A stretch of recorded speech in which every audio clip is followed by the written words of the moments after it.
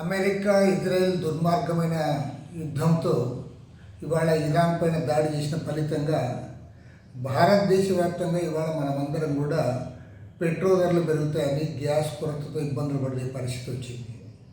ప్రత్యేకించి ఈ గ్యాస్ కొరత వల్ల ఇప్పటికే చాలా చోట్ల హోటల్స్ బంద్ చేస్తూ ఉన్నారు.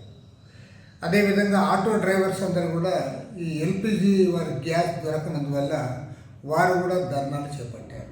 దేశవ్యాప్తంగా ప్రజలందరూ కూడా గగ్గోలు పెడుతూ ఉంటే మన ప్రధానమంత్రి మాటలతో గ్యాస్ నింపుతూ ఉన్నాడు చెప్తే మరి ఏమాత్రం కూడా సరైన చర్యలు చేపట్టడం లేదు. మోడీ మాటల వల్ల ఖాళీ సిలిండర్లు నిండుతాయని చెప్పి మేము ప్రశ్నిస్తూ ఉన్నాం. పైగా ఇవాళ పార్లమెంట్ జరుగుతా అంటే పార్లమెంట్లో ఆయన కూర్చోడు, అసలు ఈ ప్రధానమైన అంశాలపైన మాట్లాడు. ఇవాళ తమిళనాడు ఎలక్షన్లు, west Bengal elections, Assam elections అని చెప్పి ఎన్నికల ప్రచారం తిరుగుతూ ఉన్నాడు, అక్కడ పోయి రెచ్చగొడతా ఉన్నాడు తప్ప ఆయన కనీసం ఇవాళ ప్రధానమైన సమస్య ఏంటి, ఈ సమస్యపై నువ్వు మాట్లాడవు. పైగా ఎవరైతే నువ్వు దుర్మార్గానికి పాల్పడతా ఉన్నారో వారి గురించి నువ్వు మాట్లాడవు.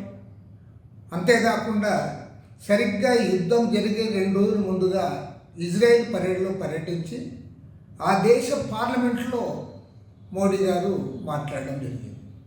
అది జరిగిన 2 రోజులకే యుద్ధం ప్రారంభమైంది. ఇంత యుద్ధం జరుగుతూ ఉంటే ఇరాన్ సుప్రీం లీడర్ని అలీ ఖమేనీని వారు హత్య చేస్తే ఆయన భార్య కూడా చనిపోయింది.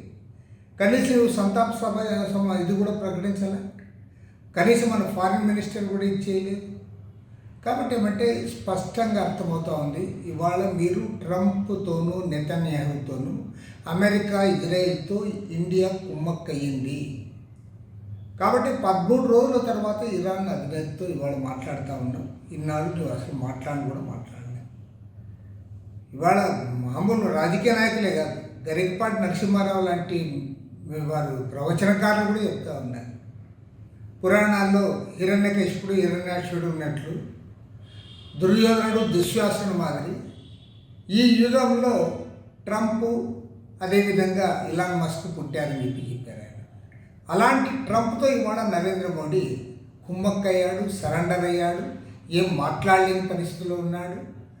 అమెరికా దుర్మార్గంగా వ్యవహరించి 170 మంది చిన్నపిల్లలపైన బాంబులు చంపినా సరే దాన్ని ఖండించలేని ఒక దుస్థితిలో భారతదేశ ప్రధానమంత్రి ఉండడం శోచనీయము.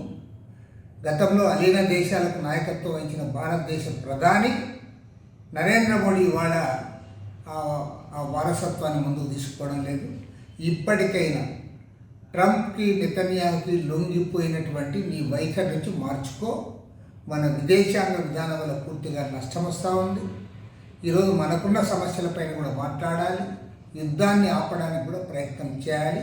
బహిరంగంగా ట్రంప్ యొక్క యుద్ధోన్మాదాన్ని ఖండించాలని చెప్పి కూడా సిపిఐ తరఫున డిమాండ్ చేస్తూ ఉన్నాం.